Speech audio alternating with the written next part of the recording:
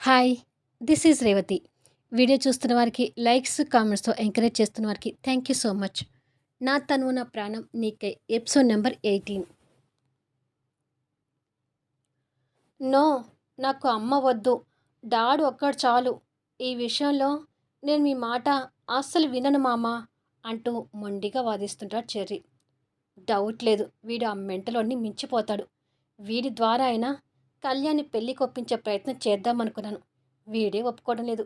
ఇక వాడెందుకు ఒప్పుకుంటాడు అని అర్జున్ అనుకుంటుండగా అన్వి స్కూల్ డ్రెస్ చేంజ్ చేసుకుని వచ్చి, డాడీ, ఇవాళ చెర్రీ స్కూల్లో నన్ను కొట్టాడు అని చెప్తుంది. ఎందుకురా కొట్టావురా నా కూతుర్ని అని అడుగుతాడు కాస్త కోపంగా.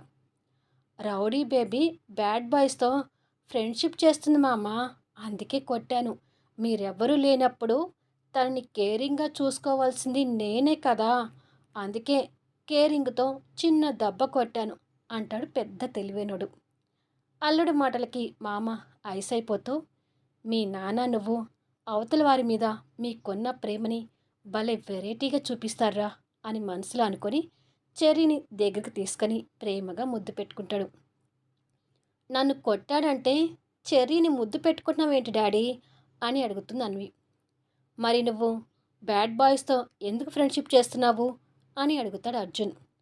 వాళ్ళు బ్యాడ్ బాయ్స్ లాగా నాకు కనిపించలేదు డాడీ అంటుంది అన్వి. లేదు మామ, వాళ్ళు నిజంగానే బ్యాడ్ బాయ్స్. బ్రేక్ టైంలో స్టూడెంట్స్ క్లాస్లో లేనప్పుడు వాళ్ళు వేరే స్టూడెంట్స్ బ్యాగ్లో నుంచి దొంగతనంగా థింగ్స్ తీయటం నేను చూశాను. అలాంటి వారితో ఫ్రెండ్షిప్ చేస్తే రౌడీ బేబీ కూడా అలాగే మారుతుందనిపించింది. అందుకే వాళ్ళతో ఫ్రెండ్షిప్ చేయొద్దని రౌడీ బేబీని కొట్టాను అని అంటాడు.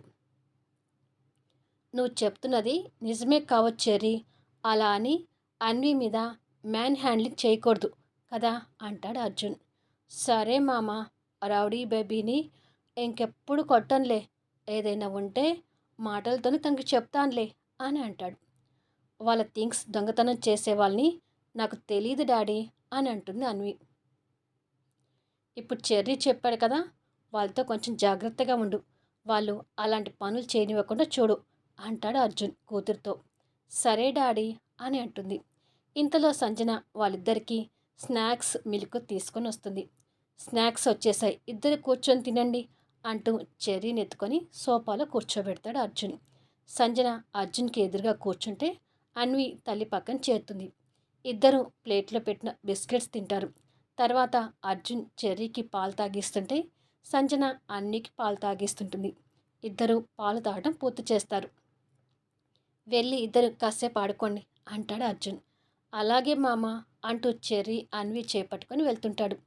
వాళ్ళిద్దరూ అలా వెళ్తుంటే అర్జున్ అలా చూస్తుండిపోతుంటాడు. సంజన అర్జున్ పక్కకు వచ్చి కూర్చొని, ఏంటి అర్జున్, కూతుర్ని అల్లుడిని అంత ఇదిగా చూస్తున్నావు అని అడుగుతుంది. అప్పుడే అల్లుడు అని నువ్వు కూడా పేరు పెట్టేశావా అని అడుగుతాడు నవ్వుతూ. పెట్టేశాను కాబట్టే అల్లుడు అని పిలిచాను. చెర్రీ, ఎవరనుకున్నావు, మా కళ్యాణ్ అన్నయ్య కొడుకు కదా.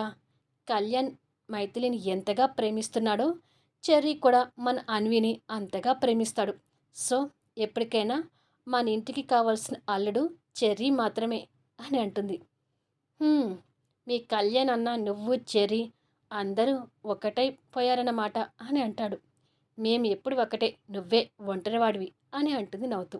భార్య మాటలకు అర్జున్ కూడా నవ్వుతూ తన భుజం చుట్టూ చేయి వేసి తనని దగ్గరికి తీసుకుంటాడు. మైథిలి ఫైల్స్ ముందు పెట్టుకొని, బాబుని ఏ స్కూల్లో జాయిన్ చేసావు కళ్యాణ్ అని అడుగుతుంది. బాబు గురించి టాపిక్ తీసుకురావటం ఇది 100వసారి అనుకుంటా అని అంటాడు కళ్యాణ్ ఫైల్స్ చూస్తూ. నేను 100 సార్లు టాపిక్ తీసుకొచ్చానేమో, కానీ నువ్వు ఒక్కసారి కూడా క్లారిటీగా ఆన్సర్ ఇవ్వలేదు అని అంటుంది. ఇవ్వనని తెలుసు కూడా మరెందుకు బాబు టాపిక్ తీసుకొస్తున్నావు అని అడుగుతాడు. ఏ స్కూల్లో చదువుతున్నానని అడగటం కూడా తప్పేనా అని అంటుంది. నువ్వు నా కొడుకు గురించి ఏది అడిగినా అది తప్పే అవుతుంది. వాడి గురించి అడగటం మానేసి వర్క్ చూసుకుంటే మంచిది అంటాడు కాస్త కోపం నటిస్తూ. నా ఆఫీస్ టైమింగ్ అయిపోయింది, పిల్లలు ట్యూషన్కి వచ్చే టైం అవుతుంది, నేను వెళ్ళాలి అంటుంది ఫైల్స్ క్లోజ్ చేస్తూ.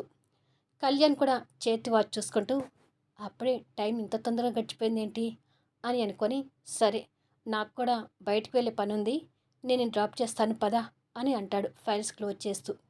ఎందుకు కళ్యాణ్, నా స్కూటీ ఉంది కదా అని అంటుంది. స్కూటీని అటెండర్ తీసుకొచ్చి మీ ఇంట్లో పెట్టమని చెప్తాలే, నువ్వు నా కారులో పదా అంటూ చైర్లోంచి లేస్తాడు. ఇదంతా ఎందుకు కళ్యాణ్, నేను స్కూటీ మీద వెళ్తానులే అని అంటుంది. నెలలు తరబడి ఇక్కడ జాబ్ చేయాలని నీకు లేదా? జాయిన్ అయిన రోజే ఉద్యోగాన్ని వదిలేసి వెళ్తావా అని అడుగుతాడు.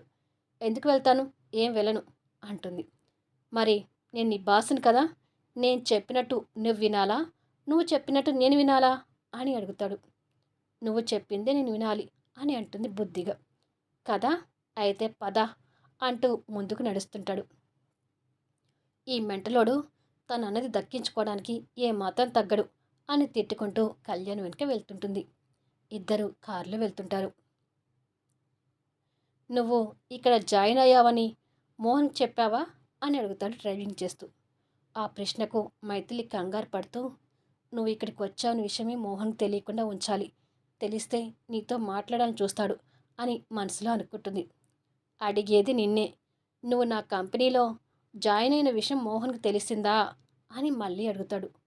హా, తెలిసింది, మోహన్కి చెప్పకుండా నేను ఎలా ఉంటాను అని అంటుంది తడబడుతూ. ఓ, ప్రతిదీ భర్తకు చెప్పే చేస్తుందన్నమాట, ఉత్తమ ఇల్లాలు అని మనసులో గింజుకుంటాడు. ఇలా కాస్త దూరం వెళ్ళగానే కార్ని ఓ పక్క కాపి, ఇప్పుడే వస్తాను కారులో కూర్చో అని చెప్పి వెళ్తాడు. ఇక్కడ ఆపాడేంటి అని ఆలోచిస్తూనే కారులో కూర్చుంటుంది. కొంతసేపటికి కళ్యాణ్ కొన్ని స్వీట్స్, ఫ్రూట్స్, టాయ్స్తో, షాపింగ్ కవర్స్తో వచ్చి మైథిలికి ఇస్తూ, వీటిని తీసుకో అని అంటాడు. ఎందుకు ఇవన్నీ అని అడుగుతుంది ఆశ్చర్యపోతూ. పిల్లల కోసం తీసుకొచ్చాను, ఉండనివ్వు అంటూ తనకి ఇచ్చి కారు స్టార్ట్ చేస్తాడు. పిల్లల కోసమా అని ఆశ్చర్యంగా మనసులో అనుకొని, ట్యూషన్ పిల్లల కోసం అయి ఉండొచ్చు అని అనుకుంటుంది. మన ఇద్దరి మధ్య బ్లడ్ రిలేషన్ ఉందనే విషయాన్ని గుర్తుపెట్టుకో మైథిలి. ఎంత కాదనుకున్నా మన ఇద్దరి మధ్య ఎన్ని గొడవలున్నా బంధువులు అవుతాం. అందుకే పర్సనల్గా నీకేం ప్రాబ్లమ్స్ ఉన్నా నాకు చెప్పుకోవడానికి వెనకాడకు అని అంటాడు.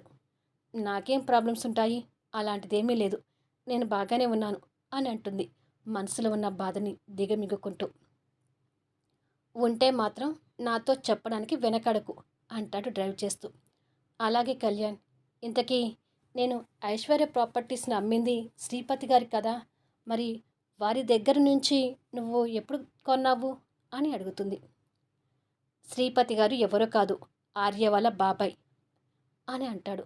అది విని మైథిలి ఆశ్చర్యపోతుంటుంది. నువ్వు ప్రాపర్టీస్ అమ్ముతున్నావనే విషయం తెలిసినప్పుడు నేను చాలా బాధపడ్డాను. వాటిని బయటికి వెళ్ళనివ్వకుండా చూసుకోవాలనుకున్నాను. అప్పుడు నా చేతిలో డబ్బు లేదని నీకు కూడా తెలుసు కదా. ఆర్య, శ్రీపతి గారు కలిసి వాటిని కొనడానికి ముందుకు వచ్చారు. ఆ తర్వాత అవి పూర్తిగా నా సొంతం చేసుకోవడానికి ఆర్య సహాయంతో బిజినెస్ స్టార్ట్ చేశాను. నా అదృష్టం బాగుండి బిజినెస్లో బాగా క్లిక్ అయ్యాను. రాత్రింబవలు కష్టపడి డబ్బు సంపాదించుకొని తిరిగి వాటిని సొంతం చేసుకొని ఇండియా వచ్చాను అని అంటాడు. కళ్యాణ్ చెప్పే మాటల్ని మౌనంగా వింటూ ఉంటుంది.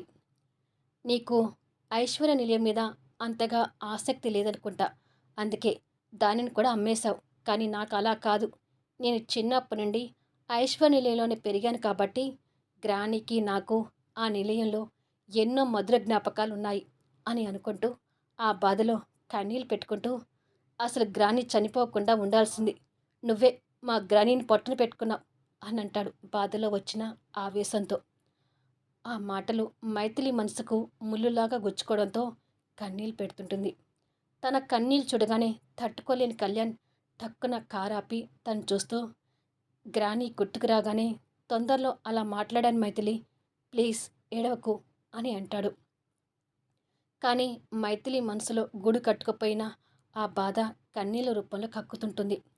కళ్యాణ్ మనసులో ఆలోచించుకుంటూ, పాపం తనకి కూడా గ్రాని అంటే చాలా ఇష్టం, అలా జరుగుతుందని ఊహించి ఉండదు కదా, అనవసరంగా తనని ఏడిపించాను అని అనుకొని కుమిలిపోతూ ఏడుస్తున్న తనను చూస్తూ తన చేతిని చేతిలోకి తీసుకొని, ప్లీజ్ మైథిలి ఏడవకు, నేను ఇలా అనకుండా ఉండాల్సింది అని అంటాడు.